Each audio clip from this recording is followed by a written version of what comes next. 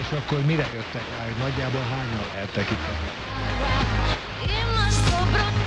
Számítást. Igen, tehát egy összeállítás elvileg 1500 főt datál kb. Tehát így az első számítás.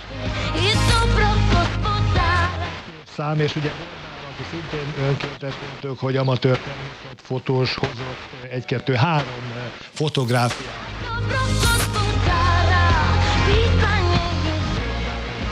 Park szívére, itt a látogatóközpontnál, de a fényképezőgép ott van ön.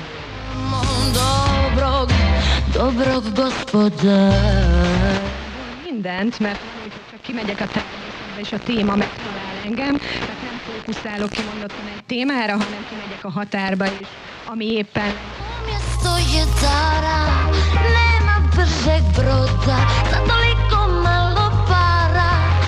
Fűbe a bokorba, hogyan feljük el? Nem sajátíthatós lesen.